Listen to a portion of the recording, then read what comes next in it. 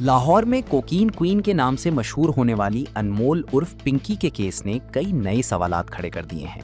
इब्तिदाई तौर पर यह तासुर दिया गया कि मुल्जिमा के खिलाफ ज़्यादातर मुकदमात कोकीन स्मगलिंग और फ़रोख्त से मुतालिक हैं।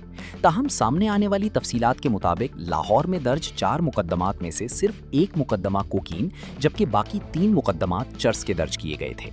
पुलिस रिकॉर्ड के मुताबिक अनमोल उर्फ पिंकी के खिलाफ मुख्तलिफ औकात में लियाकताबाद, इकबाल टाउन, कोट लखपत और वहदत कॉलोनी थानों में मुकदमात दर्ज हुए।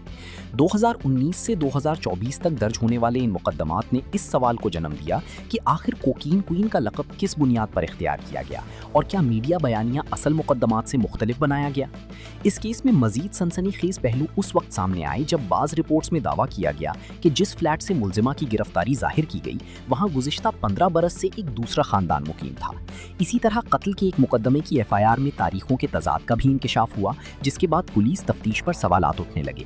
कुछ मीडिया रिपोर्ट्स में ये भी दावा सामने आया कि अनमोल उर्फ पिंकी के मुबैना नेटवर्क को बाज़ बाअसर अनासर की पुश्तपनाही हासिल रही। एक रिपोर्ट के मुताबिक एक साबिक पुलिस अफसर से उसके रवाबित की तहकीकात भी की जा रही हैं, जबकि बाज़ ज़राए ने मंशियात के मुकदमात में शवाहिद तब्दील किए जाने और केसेस कमज़ोर बनाने जैसे इल्ज़ामात भी आयद किए हैं। ताहम इन दावों की सरकारी सतह पर मुकम्मल तस्दीक अभी सामने नहीं आई।